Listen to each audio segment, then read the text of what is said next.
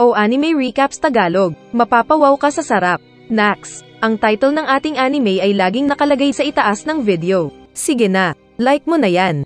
Ngunit paglabas ng dalawa ay nakasalubong nila si Haruta na naghihintay ng mga mas mahina para mabuli. Pinagtago ni Nobara si Akari dahil hindi ito combatant, kaya mabilis nga itong tumakbo. Pero hinahabol ng espada ni Haruta na tumatalon-talon ang blondie sa kasinugat sa paa. Busy naman si Nobara na sinusubukang maatake si Haruta pero pailag-ilag lang ito. At nang maramdaman si Akari ay mabilis siyang tumakbo sa loob ng gusali at sinipa ito sa tiyan. Sinundan siya ni Nobara na nais atakehin pero napansin ang hawak na ni Haruta na espada. Nagtapon ng mga pako si Nobara pero sinanggalang ng kalaban at napunta sa kisame. Kaya pinasabog ito ng babae at natabunan ang nakangiti pang bakla. At akala ni Nobara kung ayos na pero bigla siyang sinuntok ng armas ni Haruta sa panga, kaya parang boksingero na napaluhod sa tuhod. Nahihilo siya nang lumapit si Haruta na binubuli siya at kung ano-ano pang pinagsasabi tungkol sa teknik nito. Nagtanong si Nobara kung anong gusto ni Haruta. At habang nagsasalita ng madami ang kalaban ay hinawakan ni Nobara ang martilyo. Pero pinagtutusok ni Haruta ang puwet ni Akari na sinubukang tumakas. Saka pa ginagaya ang pag-ungol. Gagong bully talaga. Winasiwas ni Nobara ang armas pero hindi makatama. At nasa ganun silang estado nang binasag ni Kento ang salamin na kinatigil nila.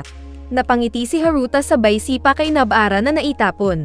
Tinutukan ni Haruta ang inakala nitong hostage na si Akari, pero nakatakas na pala ito. At paglingon niya ay naroon na ang galit na Kento. Tinagpas niya ito at sinipa. Ngunit para lang siyang sumipa ng pader na walang nangyari. Nagtanong si Kento kung ilan silang kasama ni Haruta, pero napangiti lang ang natakot na bakla. Kaya buong lakas na sinuntok ito ni Kento at naitapon ang bakla sa isang nabasag na aquarium. Agad din siyang hinuli ni Kento na muling nagtanong kung ilan ang kasama nito at nasaan sila. Pero dahil ayaw magsalita ay sinuntok ulit siya ng malakas na Kento. Binalak niyang magtraidor gamit ang espada pero pinako ito ni Nobara sa kisame. Sinakal pa ni Kento ang napapaluha sa takot na bakla at sinuntok ng malakas sa mukha kaya lumusat ito sa pader palabas. Nakasalubong ni Maymay si Geto na inakala niyang naging partner in crime ni Satoru. Pero alam niyang malakas si Satoru na hindi na kailangan pa ng tulong ni Geto kung sakali. Inilabas ni Geto ang isang malakas nitong cursed spirit para kalabanin si Maymay. Saka din siya umalis. Agad na ginamit ng halimaw ang domain expansion nito at natrap si Maymay sa isang kabaong. Saka pati napunan ng malaking bato kaya nag-alala ang batang kapatid. Pero mabilis ding sinira ng babae ang kabaong kaya pumalakpak ang kapatid. Ipinaliwanag ni Kento na hindi pa namatay si Kyotaka at tinulungan na niya ito. Saka pinaiwan ang dalawa sa labas ng barrier dahil mga malalakas lang ang kailangan sa loob. Nakita ni Yuji na maraming mga taong kinakain ng mga halimaw. At nais niyang tulungan ang mga ito nang tawagan siya ni Toge. At sinabing siya ang bahala sa mga tao. Saka sumigaw na huwag kumilos ang lahat. Kaya mabilis din na umalis si Yuji para puntahan ang seal ni Satoru. Pero pagpasok niya sa isang substation ay inatake siya agad ni Choso ng blood manipulation nito. Sinangga ito ni Yuji pero nasaktan ang braso niya dahil parang laser sa lakas ang blood manipulation ni Choso. Nagtanong si Choso kung anong last words ng mga kapatid na pinatay ni Yuji. At nang sinabi ng bida na umiyak lang sila, ay mas nagalit si Choso na naglabas ng mas maraming dugo para paligiran ang bida. Ngunit bago pa niya magawa ang teknik ay hinuli siya ni Yuji para suntukin. Ngunit nakailag ito at naitapon si Yuji sa kapinaulanan ng armas na dugo. Sinuntok at pinatid at hinawakan para mas masuntok pa. At nang maitapon si Yuji palayo ay tinutukan siya ng kalaban ng blood manipulation. Tumalon si Yuji at paglapag ng paa ay binitawan ni Choso ang blood power. Pero naiwasan ito ni Yuji na umiilag habang sumusugod. Kaya nagawa niyang malapitan ang kalaban at susuntukin sana, pero pinaputok ni Choso ang blood orb kaya nasaktan ang likod ni Yuji. Saka pa siya pinatamaan ni Choso sa tagiliran. Biglang nagsalita si Mekamaru sa bulsa ng bida. At sinabing ang kapangyarihan ni Choso ay tulad ng power ni Noritoshi. Saka pinatakbo ni Mekamaru ang bida sa CR dahil may balak siya. Kaya tumakbo nga ng CR ang bida at naisip ni Choso na hindi pipitsugin ang pumatay sa mga kapatid niya. Kaya ayaw niyang pumasok sa banyo. Kaso ay kinantsawan siya ni Mekamaru na sinabing katulad din niya ang mga kapatid na talunan. Kaya nainis si Choso na pumasok at sinira ang nagsasalita na Mekamaru. Pero lumabas sa likod niya si Yuji na sumuntok. Subalit galit na si Choso na sinabing papatayin na si Yuji gamit ang dugo. Pero dahil sa tubig ay hindi magamit ni Choso ang blood manipulation. Ganun pa man ay nag-concentrate siya at ang dugo sa loob ng katawan ang ginagamit. Kaya kahit na hindi man siya marunong sa face-to-face combat ay nagagawa niyang makipagsabayan sa lakas ni Yuji. Umatake ng suntok at sipa si Choso kaya napa-atras si Yuji. Ngunit nakabawi ito ng kagat sa kamay ni Choso saka din ito na headbutt at nasipa sa ulo. Ngunit may tinatago palang na buong dugo sa kamay si Choso na kanyang pinatama sa katawan ni Yuji. Kaya nabutasan ulit ang bida na inisip na baka mamatay doon. Ngunit para sa mga kaibigan na pupunta para kay Satoru ay inisip ni Yuji na kailangan niyang maisama sa hukay si Choso. Sa kabilang banda ay nasasaktan din si Choso dahil sa lakas ni Yuji at sa paggamit ng sariling dugo bilang armas. Pinatigas ni Choso ang kamay gamit ang dugo at muli silang naglaban ni Yuji. Gumawa ng tusok na dugo si Choso at binalaksaksakin ang mukha ng bida. Pero dahil sa tubig ay nasira ang kutsilyo niya at nakabawi ng sipa ang bida. Gumawa pa ng blade si Choso pero sinangga ni Yuji at muling nasira dahil sa tubig. Kaya pinagsasapak at sipa na lang ni Choso si Yuji. Nakabawi din si Yuji ng sipa na tinapon si Choso. At nang binalak niyang suntukin ito ng malakas gamit ang kaliwang kamay, ay sinangga lang ito ng kalaban. At siya pa ang nakarate chop sa balikat. Saka sinuntok ng straight punch sa katawan kaya naitapon. Alam ni Choso na hindi pa patay si Yuji, kaya lumapit siya para patayin ito. At susuntok na sana siya nang biglang magkaroon siya ng mga alaala na hindi niya pag-aari. Kaya iba ang nasuntok niya at nasasaktan ang ulo na iniwan si Yuji. Sa isip niya ay pinapakain daw sila ng bida ng spaghetti. Pero hindi pa rin naniniwala si Choso. Sa kabilang banda ay naintindihan na ni Meimei ang kapangyarihan ng kalaban. Na nais siyang ilagay sa kabaong at ibaon sa lupa. At pagbilang ng 3 ay hihilahin siya ng mga patay. Nagtago siya kasama ni Weiwei at ginamit ang isang uwak para matesting ang teknik ng kalaban. Binalot niya ng curse energy ang uwak kaya ito tinarget ng kalaban at napitpit. Kaya kinausap niya si Weiwei para maging patibong sa kalaban. Gumamit ng cursed energy si Weiwei kaya lumabas ang kalaban na binalot siya ng kabaong. Pero bago pa mapitpit ng bato ay pinutol ni Meimei ang kamay ng kalaban. Kaya muli itong nagtago. Nagkaroon ng maraming kahoy sa paligid, at pagtalikod ni Meimei ay umatake ang kalaban. Pero pinatamaan ito ng isang uwak na binalot ng power ng babae at wasak ang kalaban. Nagagawa daw ni Meimei na kamikaze fighters ang mga uwak na ginagamit nito para patayin ang kalaban. Saka din sila nakalabas ng domain ng kalaban. Magkasama sina Maki, Kento at ang matandang si Naobito. Pinapauwi nila si Maki dahil wala pa siya sa level na kailangan doon, pero ayaw makinig ng babae. Saka sinabi nilang walang silbi si Naobito. Nakita nila ang kasamang pugitan ni Mahito at Jogo, kaya agad naghanda si Maki at Bento para umatake. Ngunit nahuli na agad ni Naobito ang kalaban sa crystal frame nito at mabilis na sinuntok. At dahil nasaktan ang pugita ay naibuga nito ang mga kalansay ng mga taong kinain. Saka din nag-evolve dahil naalala ang kasamang namatay na Hanami. Naisip daw ni Naobito na bata pa ito kanina at kapapanganak lang kaya naging malakas bigla. Naglabas ito ng tubig, na agad iniwasan ni Maki gamit ang sibat na tinusok sa poste. Umatake bigla si Kento na hinampas ang pusit pero nakasangga ito. Maging ang pag-atake ni Maki ay nasalo niya. At tigok na sana si Maki kung hindi lang lumapit ang matanda at ginawang frame ang kalaban na itinapon. Saka mabilis na hinampas ni Kento gamit ang butcher knife. Pero malakas ang kalaban na hindi nasaktan. Umatake ulit ang 3 pero nag-teleport ang pusit sa itaas. Pero nasa tuktok niya si Naobito na muling sumipa at sumuntok. Naiinis ang pusit dahil hindi niya magamit ang teknik dahil sa mabilis na pag-atake ng matanda. Projection technique ang kapangyarihan ni Naobito na 24 frames per second ang paggalaw. At kapag hindi masabayan ng kalaban ang 24 frame per second na bilis niya ay considered na nag-freeze ang kalaban kaya nakukulong sa frame at nabubugbog. Dahil dito ay nasuntok-suntok ang kalaban na naitapon. Natamba ang pusit pero nakita na lang ng mga bida ang sarili sa domain expansion ng kalaban. Nasa tabing dagat sila at biglang nazugat pareho sina Maki at Kento. Maraming Shikigami Sea Monsters ang gamit sa pag-atake ng anak ni Davy Jones sa labas. Ngunit gumamit ng anti-domain technique si Naobito na mula sa Zenon clan. Kaya nare-repel niya ang Shikigami ni Dagan Pusit. Muling umatake si Pusit gamit ang maraming Shikigami nitong seafood. Kaya inutusan ni Kento si Maki na saktan agad ang anumang masagi siya.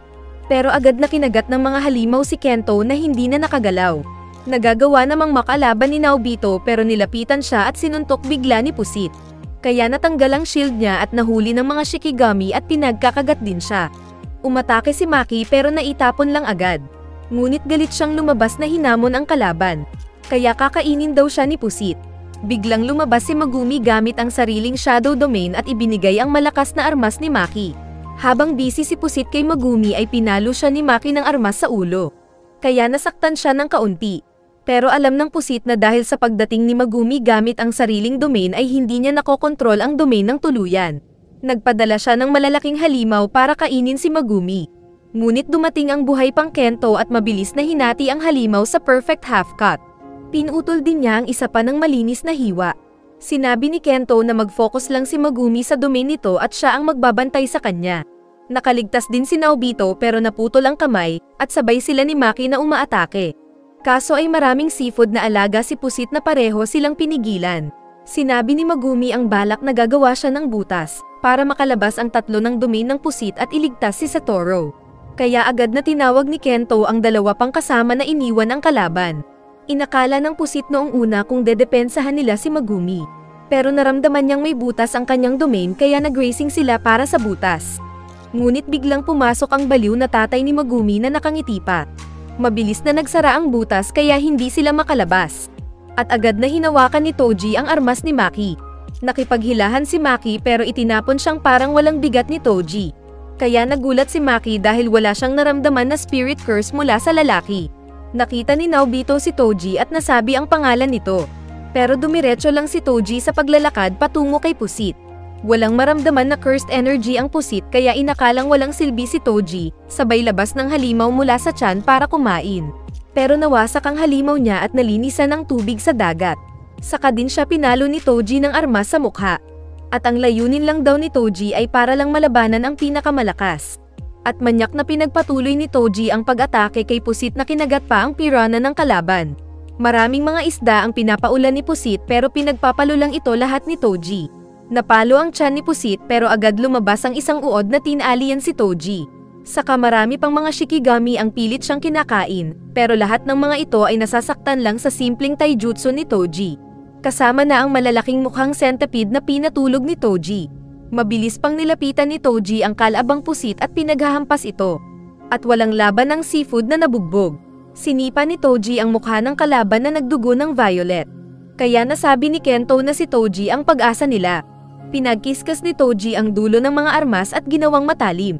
Binalak pa ni Pusit na bawiin ang pagkontrol sa domain, saka siya tumalo ng mataas para patagalin ang laban. Pero nasa likod na niya si Naobito na sinipa siya patungo, sa tumalon din na manyak na Toji. Saka nasaksak ang ulo ni Pusit. Lalaban pa sana ang seafood, pero muli siyang nasaksak ng armas ni Toji. At tulad ng dati ay parang yakuza na mabilis na pinagsasaksak ni Toji ang ulo ng kalaban at natigok.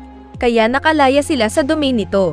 Sinabi ni Kento na magtiis pa si Megumi dahil hindi nila alam kung kalaban o alay si Toji.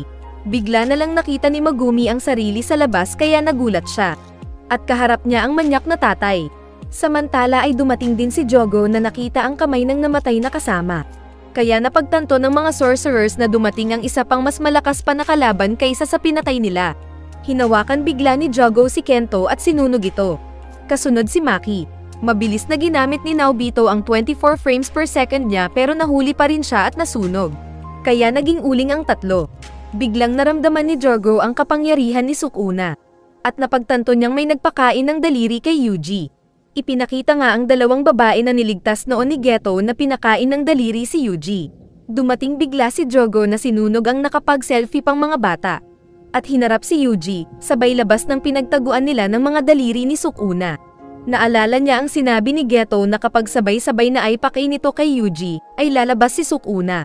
Kaya sabay-sabay na pinakain niya sa bida ang lahat ng daliri ni Sukuna. Nakita niyang buhay pa ang dalawang bata kaya naistorbo siya sa kanila. At nagulat siya nang makitang gising na si Sukuna na sinabing huwag siyang hawakan.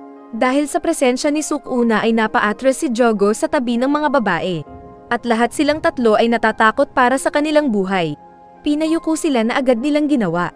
Ngunit dahil kulang ang pagyuko ni Jogo ay nataman siya ng pag-slice ni Sukuna. At nasaktan ang ulo nito. Dahil mas mababa ang yuko ng dalawang babae ay sinabi ni Sukuna na bibigyan sila ng isang kahilingan. Kaya hiniling ng mga ito na patayin ni Sukuna yung peking Geto at iligtas ang tunay. Kapag gagawin daw ito ni Sukuna ay ituturo nila ang kinaroroonan ng isa pang daliri ni Sukuna. Pinaangat ni Sukuna ang dalawa at biglang pinutol ang ulo ng isa. Nainis daw si Sukuna dahil inuutusan siya kapalit ng isang daliri lang niya. Nagalit ang isa pang babae na tinutok ang cellphone kay Sukuna, pero bago pa magamit ay nahati rin ang ulo nito. Saka nahati-hati pa ang katawan na parang cubes at natigok din. Saka sinira ni Sukuna ang mahiwagang cellphone niya. Nagtanong naman si Sukuna kay Jogo kung anong gusto nito. Pero sinabi ni Jogo na wala. At ang layunin nila ay para lang mapalaya si Sukuna. Sinabi ni Jogo na balak nilang makipagkasundo kay Yuji na ibigay nito ang katawan kay Sukuna kapalit ng mga taong naipit sa Shibuya. Ngunit sinabi ni Sukuna na hindi na kailangan. At dinagdag pa na kung makakatama si Jogo sa kanya kahit isa ay pagbibigyan niyang gawin ang nais nito. Kaya tumayo si Jogo na umasa sa sinabi ni Sukuna. Sa labas ay sinimulan ni Toji ang pag-atake kay Megumi. Ngunit dahil walang sapat na lakas si Megumi ay ginamit niya ang mga Shikigami na rabbit para tumakas. Ngunit madali lang siyang nahabol ni Toji sa loob ng isang gusali at sinangga ang mga suntok ni Megumi saka ito itinapon. Umatake ang maraming mga kuneho ni Megumi pero kinagat at ginawang choco ni Toji. Hinagis ni Toji ang armas sa taas saka sinipa ang gumuhong sahig. At mabilis na tinutulak lang niya ang mga bato na parang touchscreen para patamaan ang mga rabbit. Patuloy na binugbog ni Toji si Megumi na naitapon sa mga sasakyan. At tinapunan pa ng truck ang umilag na anak. Nagpatalon-talon si Megumi sa taas ng gusali samantalang binabato siya ng ama ng sasakyan. At para mabuhay ay mabilis na tumakbo si Megumi sakay sa Shikigami nitong agila. Pagpasok ni Toji sa isang kwarto ay nakita niyang basa ang paligid. Saka nagpakita ang Shikigami ni Megumi sa labas at kinuryente ang gusali na sumabog. Nakarating pa ng isang kanto si Megumi at sa isip ay masyadong mabilis ang kalaban.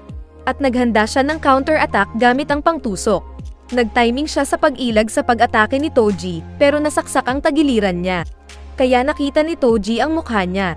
Magka-counter saksak sana si Megumi pero mabilis naka-atres si Toji. Naalala ni Toji ang nakalipas ng ibinenta niya kay Naobito si Megumi kapag mayroon itong pambihirang skill.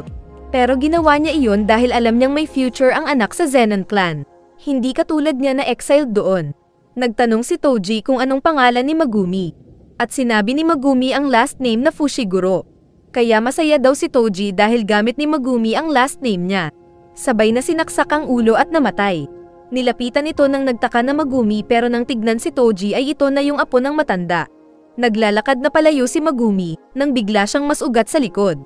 Dahil nakabangon pala ulit ang bakla na Haruta para manakit ng mas mahina. Magkasama naman sina Atsuya at Panda. At sinabi ni Panda na magpunta sila sa kinaroroonan ng mga malalakas na kalaban. Pero nagdahilan si Atsuya na kailangan nilang mag-ikot doon para tulungan ang mga kawawang bata kung sakaling hinahabol ito ng mga halimaw. Pero ang totoo ay ayaw pala ni Atsuya na makaharap ng mga malalakas na kalaban. Kaya inuubos na lang niya ang oras sa paglalakad-lakad doon. May dumating na 2 curse users at nagtanong kung sasuko ba sila o hindi. Ito ang dating kagrupo ni Geto. At noong mamatay siya ay nagkahiwa-hiwalay sila. Pero dahil sa pagkasil ni Satoru ay nagpunta rin sila doon para makisawsaw. Gusto lang sana ni Atsuya na magkwentuhan sila. Pero dahil wala nang mapagpipilian ay inilabas niya ang espada para sana lumaban. Ngunit bigla silang natigil ng makarinag ng malakas na pagsabog. Dahil pala ito sa labanan ni Jogo at Sukuna. Na-chop-chop ang kamay ni Jogo dahil sa pag-atake ni Sukuna saka pa siya itinapon. Sinubukan pang sumuntok-suntok ni Jogo pero nagigiling ang kamay nito. Saka siya pinitpit ng kalaban. Kaya ginamit ni Jogo ang buong lakas ng kapangyarihan na lava manipulation. Dahil sa kanyang ikinalat na lava ay nagugunaw ang city at mga gusali. Pero hindi niya kayang makulong si Sukuna na umiilag-ilag lang. Hinawakan niya ang 2 towers at sinubukang ipitin si Sukuna gamit ang lava na kamay. Pero nahati-hati ang kanyang kamay. Sinapak siya ni Sukuna pataas. Saka hinawakan pa ang mukha ni Jogo pabulusok at lumagapak siya sa lupa.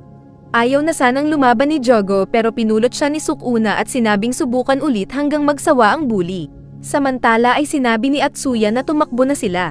Ayaw pa sana ng mga curse users na extra. Pero sinabi niyang 2 special grade ang naglalaban at matitigok lang sila kapag naipit. Ginagawa nga ni Jogo ang lahat ng makakaya para labanan si Sukuna. Kaya nagsama nito ng meteor na lava para lang patamaan si Sukuna. Tatakbo na sana sina Atsuya at Panda, ngunit biglang nasa tabi nila si Sukuna, na sinabing bawal silang tumakbo hanggat wala siyang hudyat. At paglapit lang ng meteor sa kanya pinatakas ang mga kawawang tao na mabilis nag-teleport.